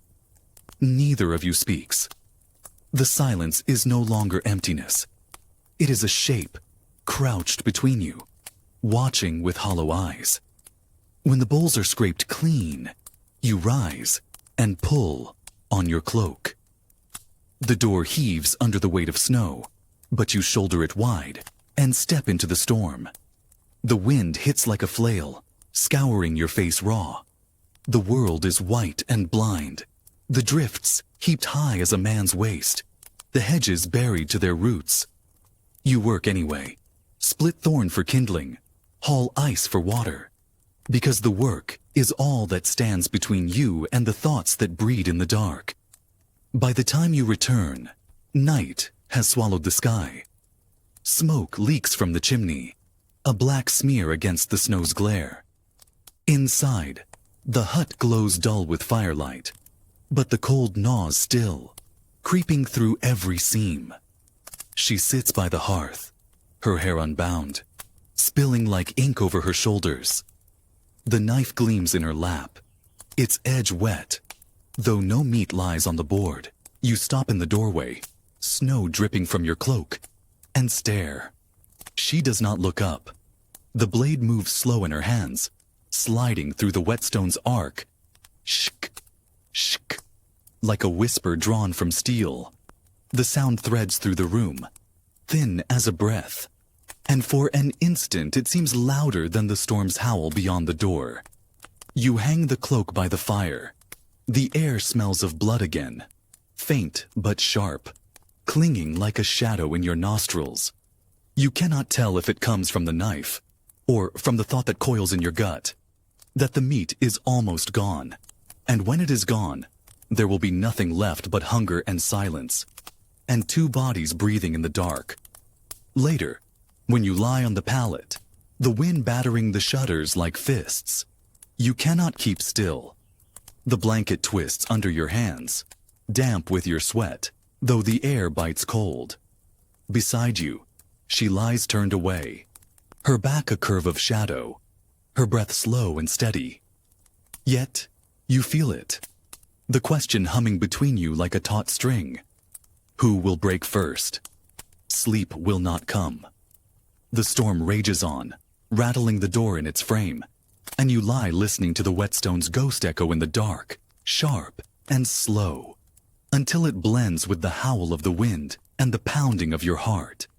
When at last your eyes close, you dream of white fields and black blood steaming on the snow, and a hand, small, cold, pressing the knife into yours. Do you want me to with part 14 now? Morning bleeds in without color, a dim gray seep through the shutters. The wind has eased, but the snow lies heaped high, pressing against the walls like a siege. You wake to the crack of ice dripping from the rafters, the slow hiss of melt where the hearth still smolders faint. The air stings your lungs when you draw breath, sharp as ground glass. She is awake before you. She always is now. You hear the whisper of her feet on the rushes, the soft scrape of iron on wood. When you lift your head, you see her crouched low by the hearth, her hair loose and dark, strands clinging to her cheeks in damp snarls. The knife is in her hand again, not slicing meat this time. There is none left thick enough for the blade to bite. She's shaving slivers from a bone, thin curls dropping like shavings from a carpenter's plane. The smell in the room has changed. Not the rich, greasy reek of boiling flesh, but something sour, rank, the ghost of what's gone. Your belly knots, hollow and sharp as a blade's edge. She glances up then, just long enough for her eyes to catch yours. Gray, rimmed in red, cold as a pond under frost. Then her lashes drop, and the knife moves again, slow and steady, shaving the bone bare. You eat in silence, gnawing what's left. A strip of gristle softened in broth till it bends like leather. The taste is bitter, a flavor of endings. When the bowl is clean, you push it aside and reach for your cloak. She does not look up, though you feel her watching through the fall of her hair as you pull the door wide and step into the glare. Outside, the cold clamps on like a vice. The snow is crusted hard now, its surface gleaming in the flat light, broken only by your own footprints sinking deep. The hedges are gone, the fields drowned under a white so blind it burns your eyes. You tramp toward the byre out of habit, though there is nothing there but emptiness, and the faint, stale stink of death frozen into the boards. You split wood till your hands bleed, though the pile grows no higher than a dog's back. You drag water from under the ice, each blow of the spade ringing like iron in the stillness. The sound carries far in the hush, and more than once you stop, breath held, sure you hear another tread on the snow.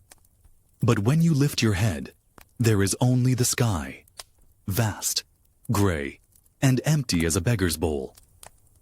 Dusk creeps in before you turn for home, a wash of violet over the drifts, the first stars pricking cold and sharp. The hut crouches under its hood of snow, smoke limping from the chimney like a black thread fraying in the wind. Inside, the fire burns low, painting the rafters red. She sits by the hearth, her shift clinging damp to her knees, her hair a dark snarl shadowing her face. The knife lies on the chest, edge bright from the whetstone. You shed your cloak, heavy with rime, and hang it near the fire. The silence presses thick as peat smoke, humming in your ears. You lower yourself to the bench, muscles creaking like old timber, and stare at the knife until the blade blurs. When she speaks, the sound startles you. Her voice is low, dry as straw, rasped thin by weeks without words. How long? You lift your head. The fire catches her eyes then, gray, hollow, bright with something that is not fear. You know what she means. The question crawls under your skin like a worm in rotten wood. You start to answer, but the words clot in your throat. She does not wait. She turns back to the fire, her hands folded in her lap, fingers raw and cracked, nails dark with soot. The silence swells again, huge and hollow, until you can hear the blood ticking in your ears. That night, You lie on the pallet with your back to her, though her warmth presses against your spine like a brand. Sleep drags slow, thick as tar, and when it comes, it brings no peace. Only dreams of ropes and red snow, of a blade flashing bright in a sky gone black. When you wake, the knife is not on the chest. Do you want me to with part 15 now? The first thing you see is the empty chest top, bare as a shorn field. The knife is gone. You lie still, every muscle strung tight, the blanket damp with sweat despite the cold gnawing through the walls. The fire has burned low, only a smear of ember light crawling over the rushes, over her back curved toward the hearth. She is kneeling there, hair a tangle down her spine, her shift clinging like wet parchment to her bones. One hand rests on her thigh. The other you cannot see. Your breath drags slow through your teeth. The silence in the hut hums like a taut wire, loud enough to drown the hiss of wind beyond the shutters. You think of rising, of crossing the floor, of laying your hand on her shoulder. But the thought withers under the weight of the question crouching in your gut. Where is the knife? When she moves, the sound startles you. The crack of bone as she shifts, the faint rustle of straw. She lifts her head then, slow, as if it weighs as much as a millstone, and turns her face toward you. Gray eyes catch the ember light, hollow as wells. Her lips part, but no word comes, only a breath that ghosts white in the cold. You rise, careful as a thief. The rushes sigh under your feet as you cross the floor. She does not stir when you pass her, does not turn when your shadow falls long over the hearth. You kneel by the chest, fingers skimming the wood, the iron bands. Empty. The knife is not here. Where? The word cracks like frost splitting oak. She blinks, slow. Her gaze drifts past you, to the shutter where the wind claws with blind fingers. Then she lifts her hand, the one you could not see, and lays the blade on the hearthstone. It gleams in the ember glow, wet as though it has just drunk. Your breath knots in your throat. For a moment, neither of you moves. The fire hisses. The wind keens thin through the chinks. Then you reach for the knife. She does not stop you. Her eyes follow your hand, dull and heavy, as you curl your fingers round the hilt and feel the iron bite cold into your palm. There is no blood on the blade, only grease, pale and stiff, clinging to the edge like frost. Relief washes you, hot, bitter, shameful, then drains away, leaving you hollow. You set the knife on the chest, where it should lie, and step back. When you turn, she is still watching, her face unreadable as stone. You want to speak, to break the silence before it breaks you, but the words curdle on your tongue. Instead, you drag on your cloak and shoulder the door wide, the cold biting like iron as you step into the white glare. Outside, the world is a graveyard of frost. The sky hangs low and heavy, a slab of lead pressing down. You tramp toward the stream, spade biting at the ice, the ring of iron shivering through the stillness. Your breath smokes. Your hands bleed where the cracks gape wide. The pain steadies you, anchors you against the thoughts that gnaw like rats in the dark corners of your skull. By dusk, the clouds have thickened, bruised purple and black, and the wind carries a smell sharp as iron, the promise of snow again. You drag your body home, each step a weight, and see the chimney smoke curling thin against the dark. Inside, the fire leaps higher than you left it, fed with splinters and scraps of broken wood. The air reeks of fat sizzling on the iron plate. She stands by the hearth, her hair unbound, spilling like black water over her shoulders. On the board, meat glistens, thin, ragged strips, their edges curling in the heat. You stop in the doorway, snow streaming from your cloak, and stare. There was no meat left, none you remember. Your gaze slides to the chest, to the knife lying bright and clean. Then back to the hearth, where the smell coils thick and sweet, masking the stench of hunger that has haunted the room for weeks. She looks up then, and her eyes catch yours across the glow, gray and flat, yet bright with something fierce, something that burns colder than ice. Her lips part, and this time a word comes, low and raw, rasped like wind over stone. Eat. The sound of it fills the room like a tolling bell. And, for the first time, you feel the weight of the silence lift. Not because it is gone, but because it has broken into something worse. Do you want me to with part 16 now? You move toward the bench as if the air itself has thickened, every breath dragging through frost. The fire hisses, fat spitting from the iron plate in sharp bursts like whispers snapping shut. The smell coils around you, thick, cloying, sweet in a way that turns your stomach even as saliva floods your mouth. She stands motionless, shadow flickering on the wall, her hair unbound and black as a crow's wing, her shift hanging loose from shoulders sharp as knife points. The meat lies in a heap on the board, thin, curled strips, pale at the edges where the heat has not kissed them yet. You stare too long, your eyes dragging from the plate to her hands, raw, cracked, smudged dark with soot, and then to her face. Gray eyes, flat, cold, fixed on you with a steadiness that feels heavier than chains. When she speaks again, the word grates low, like iron dragged on stone. Eat. Your throat works, dry as tinder. You sit. The bench creaks under your weight, loud in the hush. She turns back to the hearth, flips the strips with the knife. Quick, deft, as though she's done it 1,000 times in dreams. The smell deepens, a sweetness cut with something bitter, something wrong. When she lays the plate before you, the heat fogs your face. The meat gleams, its fat hissing still, each strip curled like a tongue. You reach for it, fingers trembling, then stop. What? Is it? The words rasp from your throat like wind through reeds.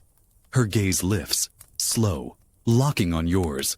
A breath drags between you, long and frayed. Then, she says, soft as falling snow, "What's left?" The silence that follows is louder than any storm. The fire spits, the wind claws at the shutters, and you hear your own pulse thudding like a drum. You look down at the meat, thin, pale, the grain of it unfamiliar, and your gut twists hard, a knot of hunger and horror wound tight. You lift a strip. It burns your fingers, slick with grease. You bring it to your mouth, slow as if the air were water, and you drowning in it. The smell rises, sweet, heavy, with an undertone sharp as rust. Your teeth close, the taste floods in. Salt, smoke, a whisper of iron. Your jaw moves. Swallow. Heat slides down your throat like molten lead. Your belly clenches, then loosens, trembling in relief and revulsion all at once. You do not look at her. You cannot. When the plate is bare, your hands hang limp between your knees, slick with grease gone tacky in the cold. She moves past you then, her shift brushing your sleeve, and sets the knife on the chest with a soft click that sounds louder than a bell in the stillness. You turn your head. The blade gleams, thin and bright, its edge clean as bone. And in that gleam, a thought coils. Slow, black, slick as oil. Whose flesh burns in your belly now? You do not ask. You do not want the shape of her answer in the room with you. Instead, you drag yourself to the pallet when the rushlight gutters and lie staring into the dark until the fire dies and the cold seeps in like water through a split hull. Sleep will not come. When, at last, it does, it brings a dream of snowfields veined with red, of hands, not hers, not yours, grasping from beneath the drifts, their nails rimed with ice, and behind them, a voice whispering through the howl of wind. How much more will you take? You wake with your breath locked in your chest and the taste of iron thick on your tongue. And outside, the storm begins again, soft as a lullaby, merciless as a blade. Do you want me to with part 17 now?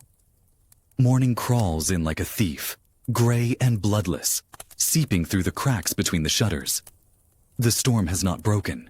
It presses close, a muffled roar behind the walls, as if the whole world were wrapped in wool soaked through with cold.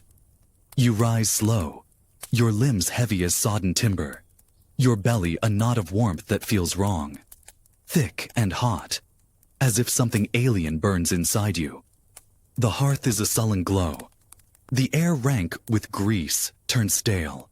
With smoke that stings the throat like soot, she crouches by the fire, her hair a tangle spilling to her waist, her shift hanging loose from shoulders that look carved from bone. The knife is back on the chest, bright, waiting. She does not glance up when you move, though the floor whispers under your feet.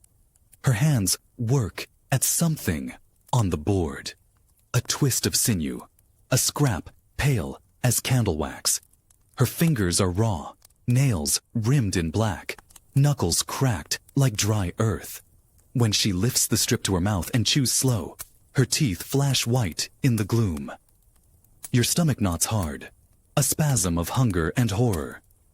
You want to speak, to force the words through the ice in your throat, but your tongue lies heavy, clamped by the memory of last night.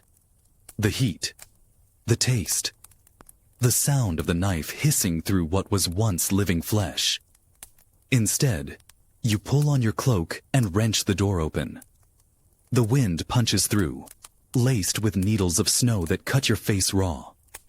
You push into it, head down, boots crunching in drifts crusted with ice so thick it cracks like pottery underfoot.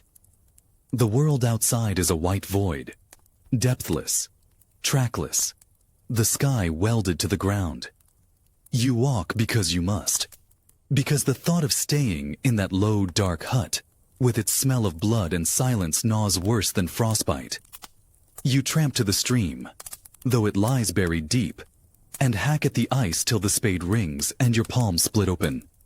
Blood slicks the haft, freezes in black threads across your fingers. You suck the sting, taste iron, and gag on it. When you turn back, the light is already draining, violet bruising the snow. Smoke limps from the chimney, smudging the white sky like ash on bone. You stand a long moment staring, the spade dragging in your fist, a weight that feels heavier than earth. Inside, the heat hits like a blow, thick with the stench of boiled fat. The hearth roars, the flames too bright for the meager splinters you left. On the iron plate, meat hisses, thin strips curling like blackened tongues. The smell swells until your lungs feel choked. She stands before the fire, her back to you, hair hanging loose and wet, as if she scrubbed herself clean in meltwater. Her shoulders gleam where the shift slips low, the knobs of bone sharp as axe heads. She does not turn when you shut the door, does not turn when you step closer.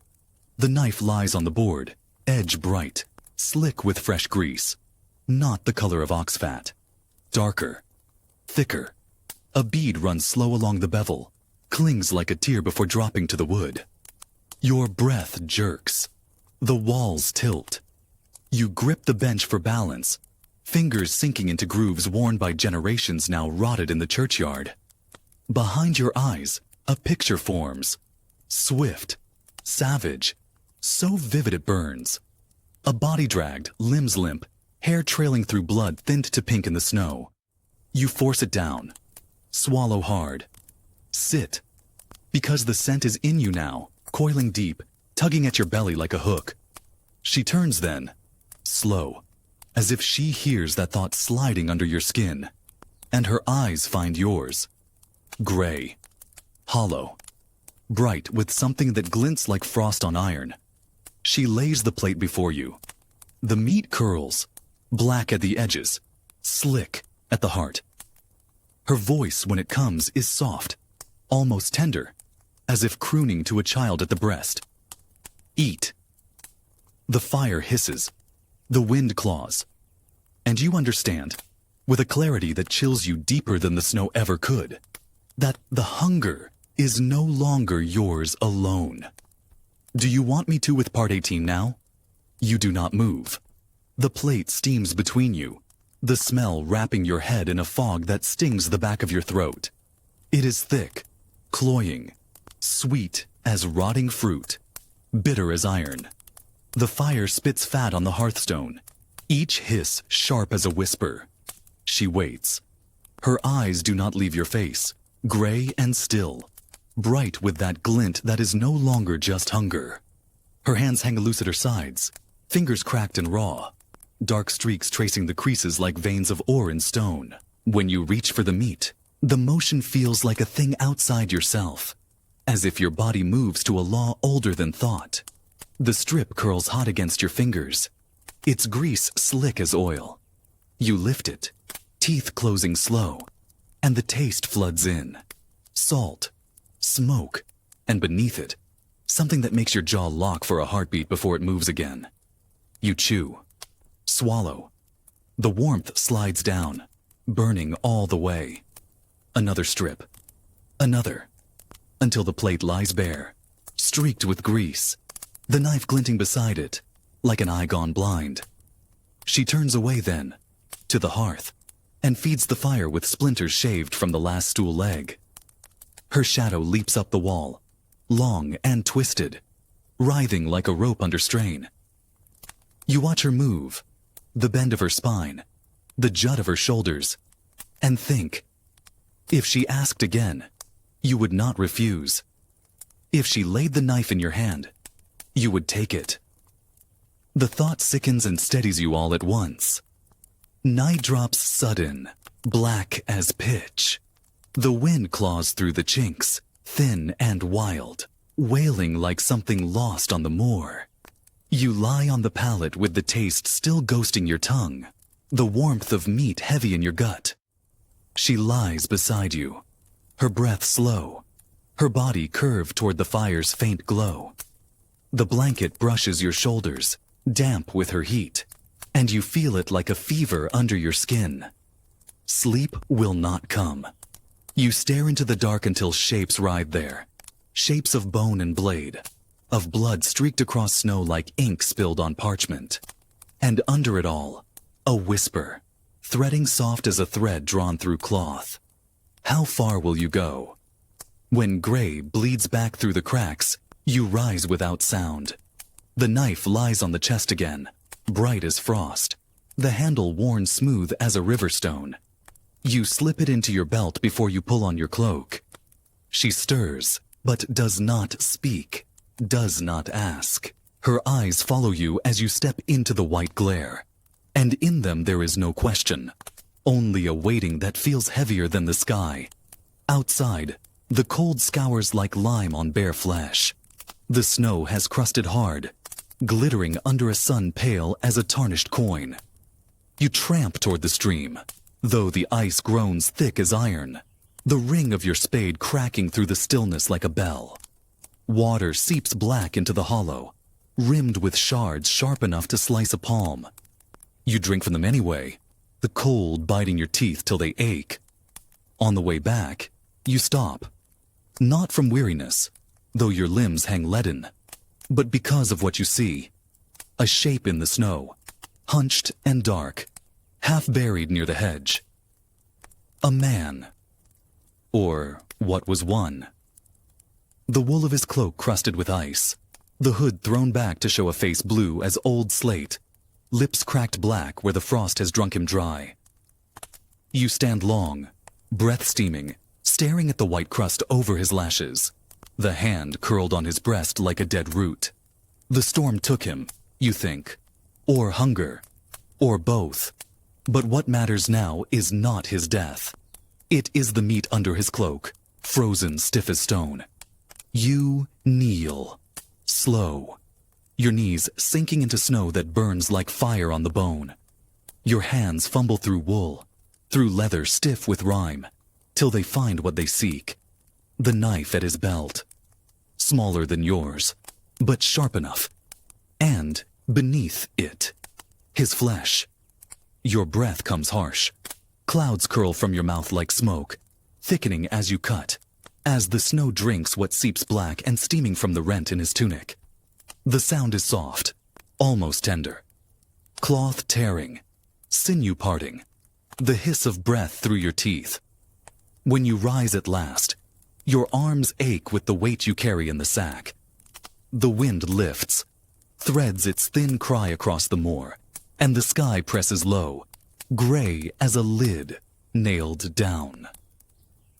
You shoulder the spade, grip the knife, and turn toward the hut crouched under its hood of snow. Smoke limps from the chimney still, and as you tramp back through the drifts, the thought pounds with your pulse, heavy and slow, until it fills your skull. You will not come home empty-handed. Not now. Not ever again. Do you want me to with part 19 now? The wind rises as you near the hut, scouring your face with fine shards of ice.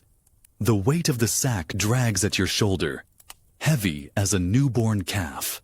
Each step sinks deep, snow clutching at your boots like hands trying to hold you back. The thought gnaws in your head with every heave forward. Meat is meat. The words pulse with your heartbeat until they are one sound, dull and merciless. The hut crouches under its load of snow, smoke fraying upward in a black thread against the white. You push the door wide with your shoulder, and the heat strikes like a blow, thick with the reek of fat gone stale. The fire leaps high, fed on splinters and rag ends of wood. She kneels before it, hair unbound, a dark snarl around her face. Her shift scorched at the hem where it brushed the hearthstone. Her head turns when you step inside. The gray of her eyes catches the firelight, hollow yet bright, like frost burning on iron. They drop to the sack hanging from your fist, then climb slow back to your face. What? Her voice is roughened, dry as a reed in drought. You do not answer. You cross the floor, boots crunching on rushes curled black with grease, and set the sack on the board. It slumps with a wet sound, dark seeping through the cloth like ink through parchment. She stares, her lips parting, breath shallow in her throat. When you loosen the ties, the smell blooms, a rank sweetness that fills the hut like smoke. Her nostrils flare, her fingers twitch where they rest on her knees. And then, without a word, she rises. The knife lies ready on the chest. She takes it, the iron flashing in the fire's glow, and kneels over the sack. The sound begins soft, cloth tearing, sinew parting with a sigh. Steam curls up, white as breath in the cold, coiling round her hair. Her hands move sure, swift, as if some old law guides them, older than vows, older than fear. You watch, because you cannot look away. The shadows leap and twist on the walls, black shapes writhing like souls in torment. The smell grows thick, clinging to your skin, your hair, your very teeth. When she lifts the first strip, raw and slick, it glistens like something dredged from the belly of the earth. The broth hisses as it hits the pot. Fat beads and bursts. The sound is almost like laughter, low, broken, full of teeth. You sit on the bench, cloak heavy on your shoulders, and press your palms to your knees till the nails bite deep. The warmth of the fire strokes your face, and under it your belly clenches, not with horror now, but with a want so sharp it carves the breath from your chest. When she lays the plate before you, her eyes find yours again. Gray and flat, bright with a glint that makes your gut twist. Her voice is a thread of smoke, soft and slow. Eat. Your hand moves before your mind does. The strip burns your fingers. Its slickness smears your skin. You raise it, teeth closing. The taste bursts bitter and sweet, iron flooding your tongue, thick as blood. You chew, swallow, and the heat rolls through you like fire through dry straw. Strip after strip, until the plate gleams bare. The knife lies on the board again, its edge dulled with grease, and in the glow you see your own hand reaching for it. Not now, not yet, but in some dark hour crouched ahead. Later, when the palate sags under your weight, the warmth of meat still coils in your belly, like a living thing. She lies beside you, her breath slow, steady, almost tender. You close your eyes, but sleep brings no rest. It brings the field instead, the white glare of snow, the black gape in the man's chest. His face turns skyward with lashes crusted in frost. You wake biting down on your own tongue to keep from crying out. The fire is a smear of ember light, her shadow curled against the wall like a snare. And outside, the wind keens soft, almost sweet, like a mother crooning over a crib. Tomorrow, you think, there will be less in the sack, and the snow will not melt for weeks. Your hand slides toward the knife in the dark, not to use, not yet, only to feel its weight. Do you want me to with part 20 now? The knife lies cold in your palm, smooth as riverstone where the handle curves, edge keen as breath on frost. You do not lift it, only cradle it in the dark, feeling its weight hum through your bones like something alive. Beside you, she sleeps, or pretends to. Her breath moves slow, shallow, a faint stir against the hush, like wind through dead reeds. When gray light seeps through the shutters, you rise without sound. The knife slides back to its place on the chest, gleaming thin in the hearth's sullen glow. You pull on your cloak, stiff with grease and smoke, and step into the cold. The world outside is a white wound. Snow heaps high against the walls, curling into the eaves, pressing close as if to smother the hut in its frozen palm. The sky hangs low, a slab of lead nailed over the earth. The wind bites harder than teeth. It scours your face raw, drives needles of ice through every seam in your cloak. You tramp toward the place where the stream lies strangled under iron-thick ice. The spade rings with each blow, shivering up your arms till the bone aches. The hollow fills slow with black water, rimmed by shards sharp enough to slice. You drink from your cupped hands, the cold stinging your teeth, then lift your head to the moor. Nothing moves. No bird, no beast, no wisp of smoke from any roof but yours. Yet the hush feels full, thick with a listening that prickles your nape. You grip the spade harder, though you know it would split before it saved you. On the way back, you look for more. Scraps left by storm, bones in drifts, but find only emptiness. The snow lies unbroken, save for your own tracks trailing behind like scars. The weight of the sack is less now, and the thought curls dark in your skull. How many nights before the board is bare again? Smoke crawls from the chimney when you near the hut, black against the gray. The door fights you when you push it, swollen with frost, then gives, and the heat rushes out. A thick, choking breath of fat and smoke. She crouches by the hearth, hair hanging in a snarl down her back, her shift gaping at the throat to show the knobs of bone. The knife flashes in her hands, slicing meat thin as parchment. Steam coils from the pot, ghost pale against the rafters. Your eyes drag to the board. The strips glisten dark, wet, curling where the heat kisses their edges. There is less now, so little you could heap it in your two fists and have space left for your hunger. You lower yourself to the bench. Your hands shake as you reach for the plate, though whether from cold or from want, you cannot tell. The smell drowns thought, sweet, bitter, heavy as sin. You eat. Each mouthful burns like fire, sears your tongue, slides molten to your belly where it coils and clenches, gnawing even as it soothes. When the last strip is gone, you lick the grease from your fingers, because to waste would be worse than shame. She watches, her eyes gray and flat, her lips pressed tight as if to dam something behind them. Night falls early, dragging its black weight across the rafters. The fire gutter's low. The rushlight stinks of tallow gone rancid.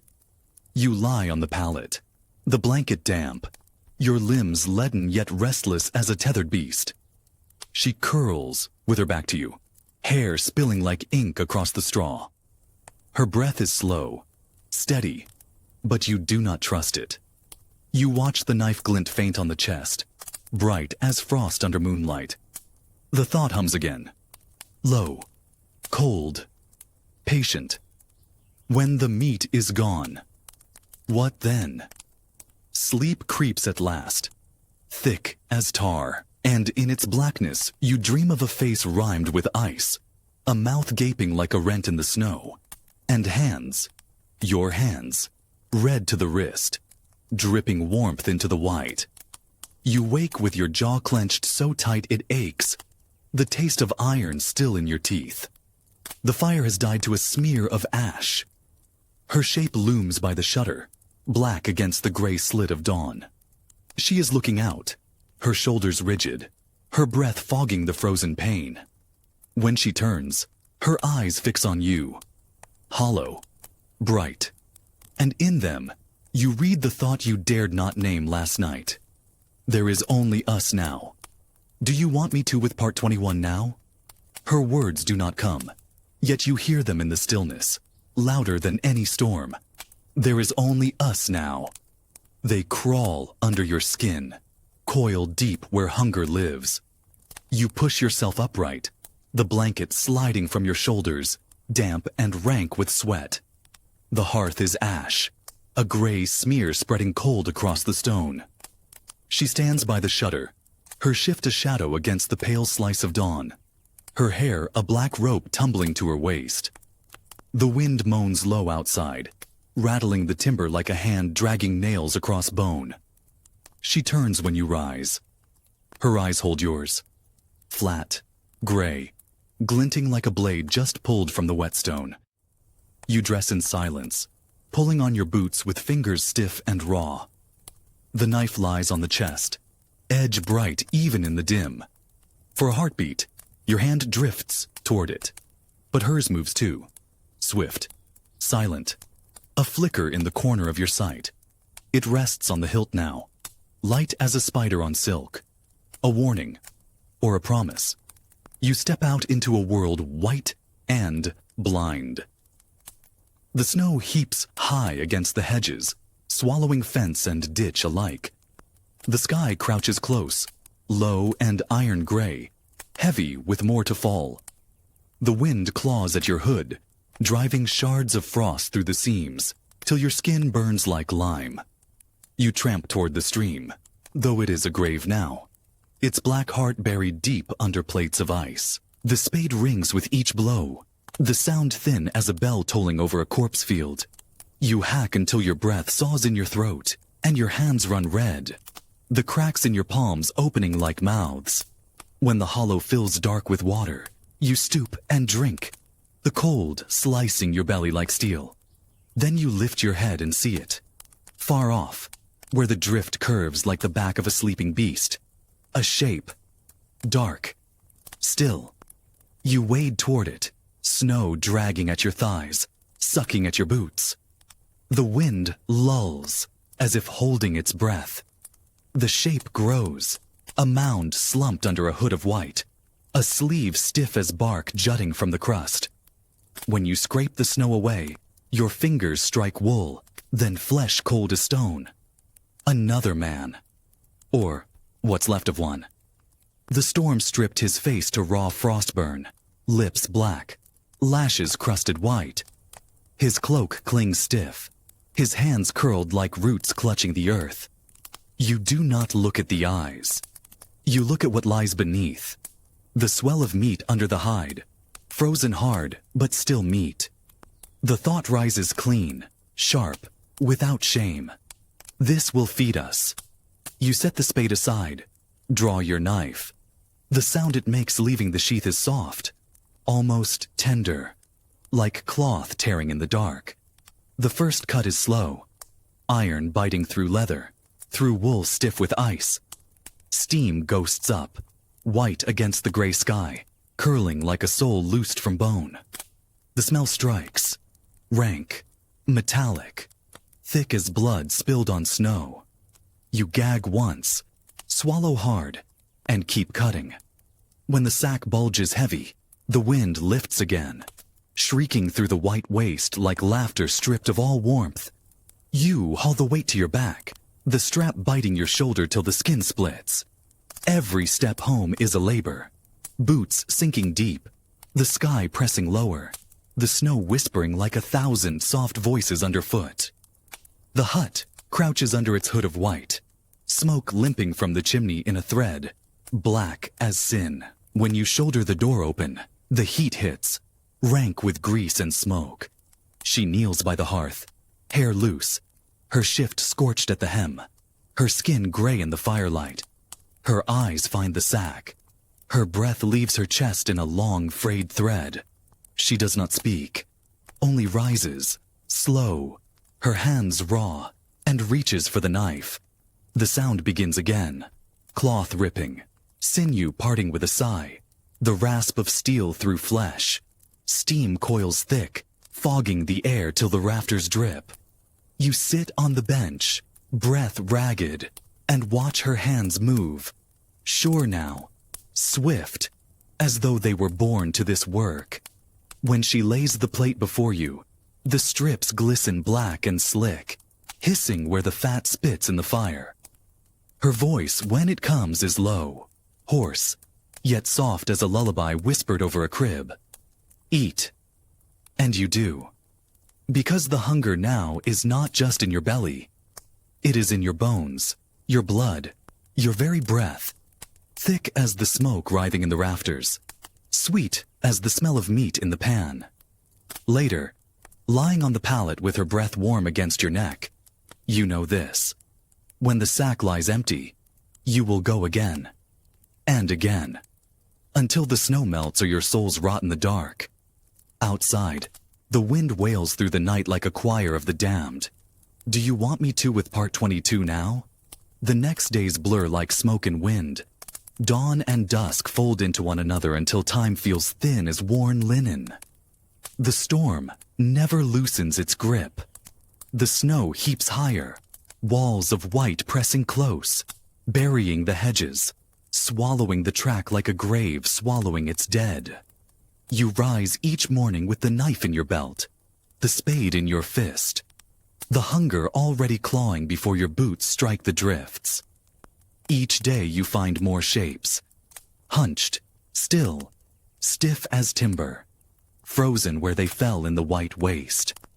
Men who thought they could outlast the winter. Men whose names you never know. You strip them silent, swift, steam ghosting from the cuts into the gray sky like incense rising for sins unshriven. The sack grows heavy. Your back bends. Your breath saws harsh through your teeth. The wind lashes your face raw. The cold slicing to the bone, like a whetted blade. Yet the weight is worth the pain. Because the meat means life. For now. When you shoulder the door wide, the heat inside strikes like a fist, thick with the stench of blood and smoke. She is always there, crouched by the hearth, her hair loose and black as a thundercloud, her shift hanging off her shoulders like rags on a stake. Her eyes catch yours as the sack thumps to the board, gray and bright as steel, and the corner of her mouth lifts, not in a smile, but in something leaner, sharper, older than joy. Then the sound begins. The rip of cloth, the soft wet sigh of sinew parting, the hiss when fat spits in the fire. Shadows leap on the walls, long and writhing, black as sins given flesh. The smell swells until it thickens in your throat, clogs your breath, drowns every thought but one. Eat. And you do. Strip by strip, your hands slick, your jaws aching, until the plate gleams bare and your belly burns, with a heat that feels like sin and solace twined.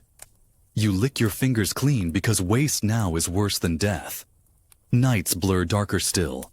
The palate reeks of smoke and sweat, of her skin damp against yours, when the cold drives her close. You do not speak. There are no words for what coils between you now. A hunger deeper than flesh, older than law, knotted like cords that bite to the bone. Her breath on your throat is warm as blood spilled fresh on snow. One dawn, you wake to find her gone. The hearth glows dull. The rushes sigh under your bare feet as you rise. The knife is gone too. Panic strikes sharp as frostbite. Splintering through your chest, you wrench the door wide, stagger into a world white and blind, and see her shape in the distance, small against the drifts, hair whipped black by the wind. You run. Snow sucks at your boots, drags at your thighs like dead hands. Your breath tears in your throat, raw as a butchered lung. When you reach her, she is crouched over a mound, the knife buried to the hilt in a shape slumped under its hood of snow. Steam ghosts pale from the rent in the wool, curling like prayer smoke to a deaf heaven. She looks up when your shadow falls, eyes wide and bright, her mouth raw with cold, her breath bursting in clouds. And in that look, there is no shame, no fear, only a hunger that mirrors yours so perfect it feels like a mirror cracking down its heart. You help her. You do it because there is no choice left. Not for you, not for her, not for the dead under their white shrouds. The blade moves quick, sure, the sound soft as a lover's sigh. When the sack bulges heavy, you heave it to your back and turn for home. That night, the meat hisses on the plate, fat spitting in the fire like laughter stripped of mercy. She lays the food before you, her fingers slick, her eyes dark and bright as storm water. When she speaks, her voice is low, husked with cold and something deeper. Eat. And you do. Because the law of hunger drowns all others now. Because the cords that bound you in the hall were nothing beside the cords you feel now. Knotted in blood, drawn tight by the white grip of winter. Later, when her body presses close in the dark, you do not think of vows or sin. You think only of warmth, of breath, of teeth on skin. Outside, the storm lifts its long, thin cry, and it sounds almost like laughter in a land where no one laughs anymore. And in the black hush that follows, the thought steals through your skull like a rat in a wall. When the drifts hold no more dead, who will feed whom? Do you want me to with part 23 now? The days bleed into one another like thawed blood into snow. You stop counting them because there is nothing to count. Only hunger, the weight of the knife in your hand, the sound of wind howling through a world drowned in white. The moor gives up its dead slowly now. Each hunt takes longer, each shape harder to find beneath the drifts as the hop, high as walls. You walk until your legs burn like green wood in the hearth, until the frost gnaws black at your fingers through wool stiff as bark.